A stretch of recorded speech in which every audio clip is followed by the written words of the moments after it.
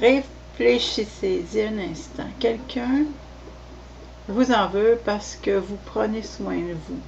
La colère face à votre instinct de survie est la chose la plus honnête qui vous ait jamais montrée sur la façon dont il vous perçoit réellement. Pas comme une personne avec ses propres besoins, ses propres limites, sa vie à vivre, comme une ressource, un service, quelque chose qui devait toujours être disponible quand on en a besoin. Et les gens autour de vous, les amis communs, les membres de la famille, qui ont bénéficié de votre rôle de pacificateur, ils vont vous pousser à revenir en arrière. Parlez-leur simplement. Dans leur tête, c'est « tu es trop dur, tu ne peux pas simplement pardonner et passer à autre chose ». Leur malaise face à tes limites révèle à quel point ils dépendaient aussi de ton sacrifice. Parce que ton rôle de gestionnaire émotionnel de la famille, de thérapeute, du groupe d'amis, de conseiller en cas de crise au travail, est devenu vraiment démesuré. Votre retrait ne crée pas seulement le chaos, il crée des opportunités. Car lorsque vous cessez de permettre l'immaturité émotionnelle des gens, vous les forcez soit à trouver une autre source d'approvisionnement. Certains choisiront de grandir. Ils seront obligés de développer leur propre capacité d'adaptation, leur propre intelligence émotionnelle, leur propre capacité à supporter le malaise sans le rejeter immédiatement sur quelqu'un d'autre. Votre départ devient pour eux une action à évoluer. Et honnêtement, cela vous montre exactement ce qu'ils pensaient de vous depuis le début. Vous n'étiez pas spécial à leurs yeux, vous étiez utile. Mais voici la partie la plus importante, la partie qui va changer votre façon de voir toute cette expérience. Votre retrait émotionnel n'est pas cruel, il est thérapeutique. Pensez-y de cette façon. Si quelqu'un était physiquement dépendant d'une drogue, la chose la plus aimante à faire serait-elle de continuer à la lui fournir ou d'arrêter de faciliter sa dépendance, même si le sevrage serait douloureux. Votre disponibilité émotionnelle était devenue leur drogue. Votre aide constante, votre patience infinie, votre volonté d'absorber leur chaos. Cela les empêchait de développer leur propre système immunitaire et émotionnel. En continuant à les aider, en étant leur éternel filet de sécurité, vous ne les aidiez pas. Vous le maintenez dans sa dépendance. Et la culpabilité que vous ressentez à l'idée de partir, ce n'est pas votre conscience qui parle, c'est votre programmation. C'est la voix d'un système qui vous a conditionné à croire que votre valeur dépend de votre utilité pour les autres. Le véritable amour consiste parfois à prendre du recul et à laisser les gens faire face aux conséquences de leurs choix. La véritable compassion consiste parfois à refuser de sauver quelqu'un de la croissance que sa douleur tente de créer. La chose la plus aimante que vous puissiez faire est parfois de partir. Car voici ce que votre départ discret accomplit réellement. Il ne change pas seulement votre vie, il initie une transformation chez tous ceux qui dépendaient de votre sacrifice. Certains se montreront à la hauteur, d'autres révéleront leur vraie nature, en cherchant une proie plus facile. Mais tous seront obligés de se confronter à une question qu'ils ont toujours évitée. Qui sont-ils lorsqu'ils ne peuvent plus utiliser quelqu'un d'autre comme béquille émotionnelle? Et cette confrontation, cette prise de conscience forcée de leur propre vide émotionnel va révéler quelque chose de profond sur tout le système dans lequel vous étiez piégé.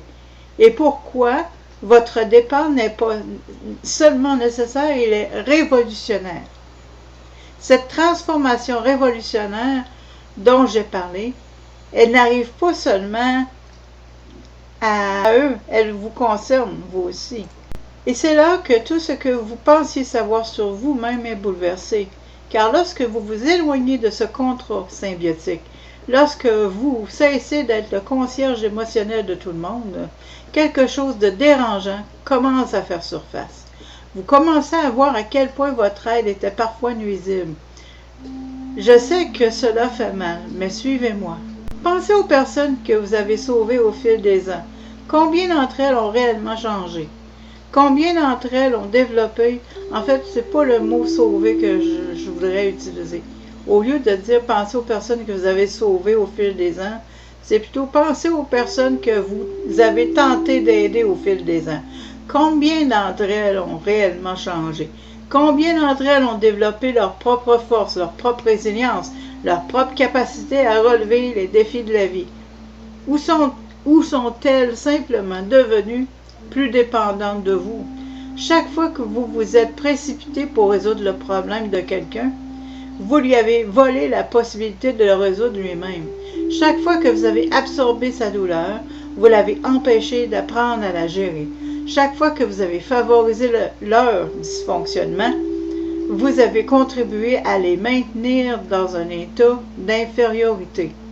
C'est ce que Jung appelait le processus d'individuation, la nécessité psychologique pour chaque personne de développer pleinement son autonomie. Et vous, dans votre bienveillance et votre désir d'aider, vous avez interféré avec le processus.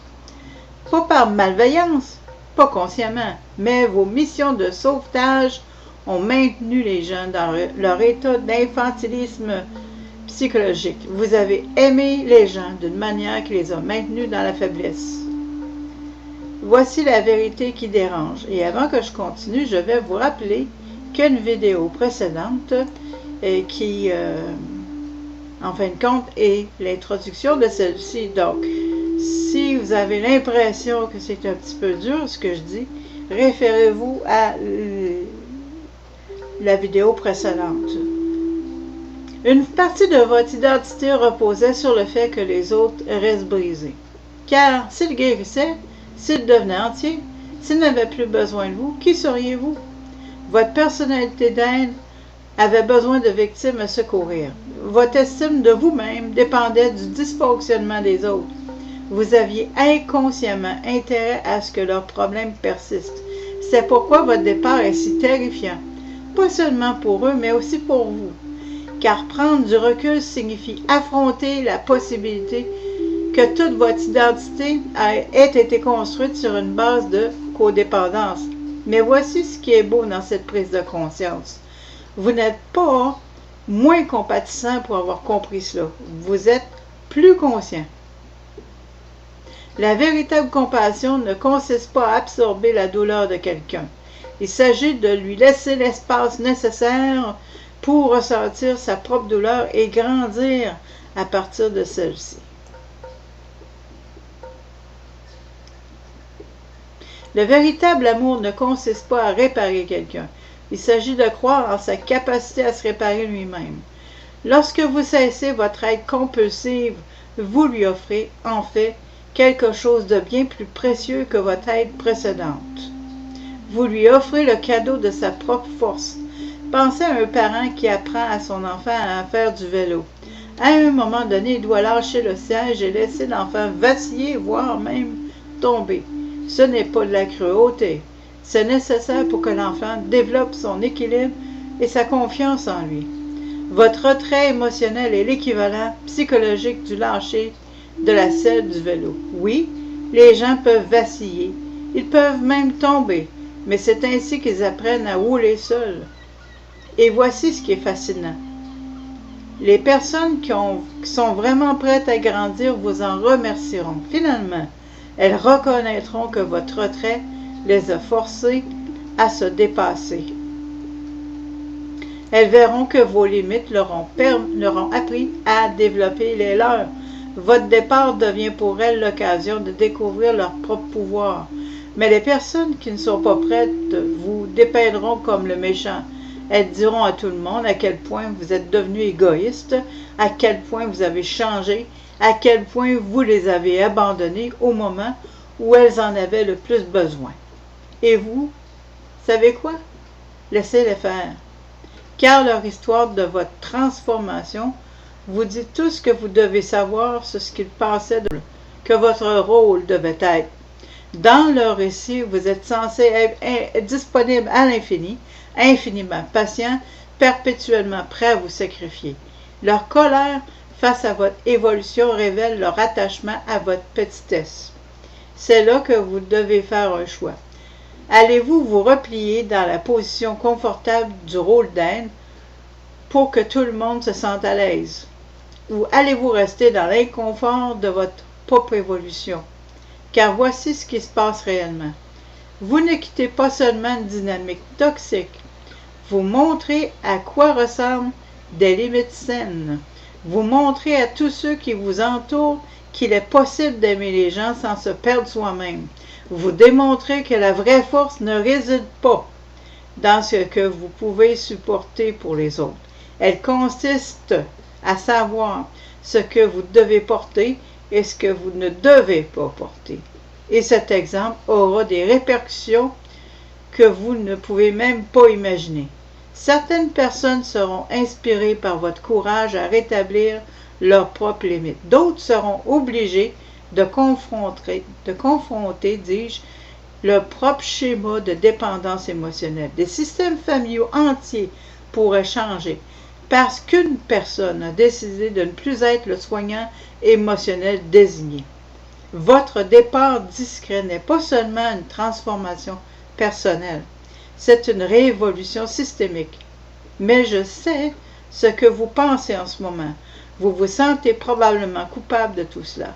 Vous vous demandez si vous êtes égoïste, si vous faites du mal aux autres, si vous devenez ce que vous avez toujours méprisé. Et cette culpabilité, cette peur d'être perçu comme égoïste, ce n'est pas votre boussole morale qui vous parle. C'est la voix d'un système qui vous a programmé à croire que votre valeur dépend de votre utilité. Il est temps que nous ayons une conversation sur ce qui se cache réellement derrière cette peur, cette culpabilité que vous ressentez.